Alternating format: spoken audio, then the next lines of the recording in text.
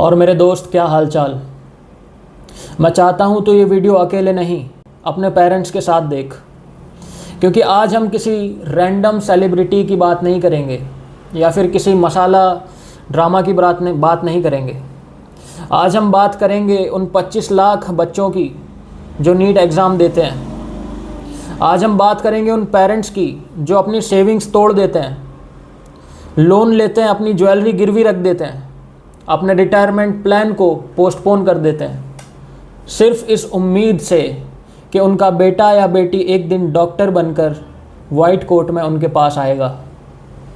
लेकिन सवाल ये है, क्या इस देश में मेहनत अब भी इनफ है या सिस्टम मेहनत से ज़्यादा पावरफुल हो चुका है? हर साल लगभग 25 लाख स्टूडेंट नीट का एग्ज़ाम देते हैं और MBBS सीट लगभग 1,30,000 के आसपास MBBS सीट है इस देश में। मतलब रफली 20 स्टूडेंट्स एक सीट के लिए compete कर रहे हैं। सिलेक्शन रेट सिर्फ 5% के आसपास है।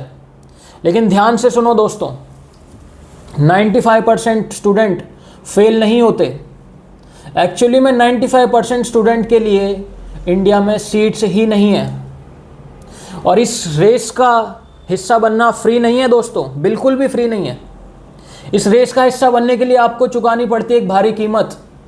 Coaching fees, hostel, books, travel expense, test series, forms, न जाने क्या क्या। कई फैमिलीज़ को 3 से 4 लाख रुपए या उससे भी ज़्यादा खर्च करना पड़ता है। और ये अमाउंट को अफोर्ड करना हर फैमिली के लिए पॉसिबल नहीं है। कई पेरेंट्स कर्ज लेते हैं, एक्स्ट्रा शिफ्ट करते हैं, अपनी ज़रूरतों को कम कर देते हैं सिर्फ एक एग्ज़ाम के लिए, सिर्फ एक मौके के लिए, सिर्फ एक फेयर चांस के लिए। और फिर जब पेपर लीक होता है तो सिर्फ पेपर लीक नहीं होता, भरोसा टूट जाता है दोस्तों, मोटिवेशन ख़राब हो जाता है, फ्यूचर बर्बाद हो जाता है। अब ज़रा हिस्ट्री देखें, ये कोई पहली बार नहीं हुआ। 2015 में AIPMT एग्ज़ाम कैंसिल करना पड़ा था। इन्वेस्टिगेशन में ऑर्गेनाइज्ड चीटिंग रैकेट सामने आया था। पूरा एग्ज़ाम दोबारा कंडक्ट करना पड़ा। लेकिन उसके बाद भी कई सालों तक अलग अलग स्टेट से पेपर लीक, ऑर्गेनाइज्ड चीटिंग और क्वेश्चन पेपर सेल जैसे अलग अलग एलिगेशन सामने आते रहे। 2024 में पूरा देश नीट कंट्रोवर्सी को डिस्कस कर रहा था। स्टूडेंट प्रोटेस्ट कर रहे थे, पेरेंट्स जवाब मांग रहे थे। सबने कहा था कि यार एक चांस, अब सिस्टम सुधर जाएगा। लेकिन 2026 में फिर से वही कंट्रोवर्सी सामने आई, फिर इन्वेस्टिगेशन, फिर एलिगेशन, फिर अनसर्टेनिटी और फिर वही पुराना डायलॉग, इन्वेस्टिगेशन चल रही है। मीडिया रिपोर्ट्स के मुताबिक पेपर टेलीग्राम पर, व्हाट्सएप पर एक गेस्ट पेपर PDF के नाम से सर्कुलेट हो रहा था। इस पेपर के अंदर 410 क्वेश्चंस, उसमें से 140 क्वेश्चंस, लगभग approximately 140 question sequence wise as it is exam के अंदर आए। NTA ने कुछ क्लेम्स को फेक और मिसलीडिंग बताया है और इसीलिए फाइनल ट्रूथ इन्वेस्टिगेशन के बाद ही सामने आएगा। लेकिन मेरा सवाल कुछ और है। अगर हर कुछ साल बाद नेशनल लेवल की ये जो मेडिकल एंट्रेंस एग्ज़ाम है कंट्रोवर्सी में आ जाए तो स्टूडेंट किस पर भरोसा करें? नोटिफिकेशन पर, सिस्टम पर या अपनी किस्मत पर? लेकिन दोस्तों, मैं आज सिर्फ पेपर लीक की बात नहीं कर रहा, मैं उन बच्चों की बात कर रहा हूं जो इस पूरी कंट्रोवर्सी का असली विक्टिम बन गए। जब भी एग्ज़ाम स्कैम होता है, टीवी डिबेट्स में नंबर्स डिस्कस कर रहे होते हैं। ये मीडिया वाले पॉलिटिशियंस के साथ प्रेस कॉन्फ्रेंस क्यों नहीं करते? एजेंसीज इन्वेस्टिगेशन कर रही हैं, लेकिन कोई उन स्टूडेंट्स की मेंटल कंडीशन के बारे में बात क्यों नहीं कर रहा जो एक एग्ज़ाम पेपर पर अपना पूरा फ्यूचर डिपेंड करके बैठे हैं? और फिर एक दिन उन्हें पता चलता है कि एग्ज़ाम की क्रेडिबिलिटी पर सवाल खड़े हो गए, कि शायद दोबारा एग्ज़ाम हो, कि शायद उनकी मेहनत फिर अनसर्टेनिटी में चली जाए। दोस्तों, मध्य प्रदेश की एक लड़की 19 साल की आकांक्षा चतुर्वेदी ने अपने सुसाइड नोट में लिखा है कि मैं दोबारा नीट एग्ज़ाम देने की हिम्मत नहीं रख पाऊंगी। सोचिए, एक 19 साल की लड़की को कितना हेल्पलेस महसूस हुआ होगा उस वक्त।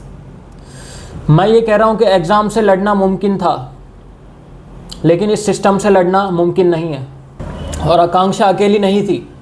राजस्थान में एक एस्पायरेंट जिसके पिता के मुताबिक वो लगभग 650 मार्क्स एक्सपेक्ट कर रहा था एग्ज़ाम में, कंट्रोवर्सी के बाद डिप्रेशन में चला गया और फिर हमें हमेशा के लिए छोड़ गया। उत्तर प्रदेश में एक 21 साल का स्टूडेंट, सालों की प्रिपरेशन, ड्रॉप ईयर्स, अनगिनत सेक्रीफाइसेस, और फिर उसकी ज़िंदगी भी ख़त्म हो गई। हर ऐसे केस के साथ एक घर टूट जा रहा है। इसकी रिस्पॉन्सिबिलिटी कौन लेगा? और इस सब के बाद भी, इन बच्चों की मौत के बाद भी हम सिर्फ डेट्स डिस्कस कर रहे हैं, कट ऑफ डिस्कस कर रहे हैं, ये मीडिया वाले रैंक डिस्कस कर रहे हैं, लेकिन सवाल कोई नहीं पूछ रहा आखिर इस मेंटल ट्रॉमा का जिम्मेदार कौन है? जब सिस्टम फेल होता है तो उसकी कीमत सिर्फ स्टूडेंट क्यों चुका रहे हैं?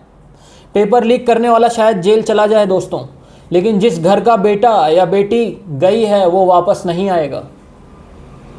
उस घर को इंसाफ कौन देगा? और मैं उन स्टूडेंट को भी एड्रेस करना चाहता हूं जिन्होंने 300 से 600 मार्क्स तक जंप करा है, जिन्होंने सोशल मीडिया डिलीट कर दिया, जिन्होंने अपनी रातें जलाई, शादियों में जाना बंद कर दिया, फेस्टिवल मिस कर दिए, जिन्होंने अपने दोस्तों से मिलना बंद कर दिया, जिन्होंने अपने पूरी जवानी एक एग्ज़ाम के नाम कर दी, और फिर कंट्रोवर्सी होती है तो उनकी ये जेन्युइन मेहनत डाउट में डाल दी जाती है। लोग कहते हैं कि इसने मेहनत कम करी है। दोस्तों क्या करे स्टूडेंट? अब आते हैं अकाउंटेबिलिटी पर। डेमोक्रेसी में पावर के साथ अकाउंटेबिलिटी भी आती है। अगर एग्ज़ाम सक्सेसफुल होता या कोई और काम सक्सेसफुल होता तो ये नेता लोग सबसे आगे आते हैं क्रेडिट लेने के लिए, लेकिन जब ऐसी कंट्रोवर्सीज होती हैं तो अकाउंटेबिलिटी कौन लेगा? पब्लिक को जवाब मिलना चाहिए, स्टूडेंट्स को ट्रांसपेरेंसी चाहिए, पेरेंट्स को कॉन्फिडेंस चाहिए, मीडिया को अनकंफर्टेबल क्वेश्चंस पूछने पड़ेंगे। दोस्तों ये अपोजिशन वर्सेस गवर्नमेंट की लड़ाई नहीं है, ये 25 लाख स्टूडेंट्स का इशू है, ये फ्यूचर डॉक्टर का इशू है, ये मेरिट का इशू है। और यहीं पर मैं पॉलिटिकल बात करूंगा। 25 लाख एस्पायरेंट्स के साथ मेरी भी ये मांग है कि एजुकेशन मिनिस्टर धर्मेंद्र प्रधान जी देश के सामने आकर जवाब दें, पब्लिक क्वेश्चंस का आंसर दें, और अगर बार बार कंट्रोवर्सीज के बाद भी सिस्टम ट्रस्ट रिस्टोर नहीं कर पा रहा है तो उन्हें अपनी मोरल रिस्पॉन्सिबिलिटी एक्सेप्ट करके रेजिग्नेशन दे देना चाहिए। कई स्टूडेंट्स और ग्रुप उनके रेजिग्नेशन की डिमांड कर रहे हैं और ये उनका डेमोक्रेटिक राइट है। रेजिग्नेशन से प्रॉब्लम सॉल्व नहीं होगी, but accountability is must. Cockroach Janata party education minister के रेजिग्नेशन के लिए दिल्ली के जंतर मंतर पर एक पीसफुल प्रोटेस्ट ऑर्गेनाइज कर रही है। अगर आप इस डिमांड को सपोर्ट करते हो तो पीसफुल और डेमोक्रेटिक तरीके से अपनी आवाज़ उठाओ, एक्स पर ट्वीट करो, इंस्टाग्राम पर क्लिप्स बनाओ, डिस्कस करो, क्वेश्चंस पूछो, और अगर आप प्रोटेस्ट में जा रहे हो तो पूरी तरह से पीसफुल तरीके से पार्टिसिपेट करो, क्योंकि वायलेंस किसी प्रॉब्लम का सॉल्यूशन नहीं है दोस्तों। एक देश तब तक स्ट्रांग नहीं बन सकता जब तक उसके स्टूडेंट को उस सिस्टम पर भरोसा ना हो। और एक डॉक्टर को ऑपरेशन थिएटर में कॉन्फिडेंस कैसे आएगा? जब उसको पता होगा कि वो मेरिट क्लियर करके आगे आया है, ना कि शॉर्टकट से, ना कि एग्ज़ाम पेपर लीक होने के बाद।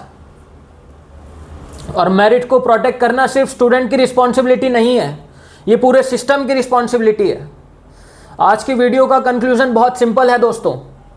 25 लाख एस्पायरेंट्स, लाखों फैमिलीज, करोड़ों रुपए के सेक्रीफाइसेस, हज़ारों स्लीपलेस नाइट्स, और सिर्फ एक demand, fair exam, transparent investigation, एक मौका और अकाउंटेबिलिटी। अगर आप खुद के फ्यूचर के लिए आवाज़ नहीं उठा सकते तो बाद में आपको कंप्लेन करने का कोई हक नहीं है दोस्तों। कमेंट सेक्शन आपका है, आवाज़ आपकी है, फ्यूचर भी आपका है। पार्ट 2 में हम नीट एस्पायरेंट्स के बारे में बात करेंगे, स्पेसिफिकली नीट एस्पायरेंट्स ओनली। तब तक के लिए चैनल को सब्सक्राइब कर दो, वीडियो को शेयर कर दो, और अगर जिंदा दिल हो तो सच के साथ खड़े रहो। That's it for today, see you soon.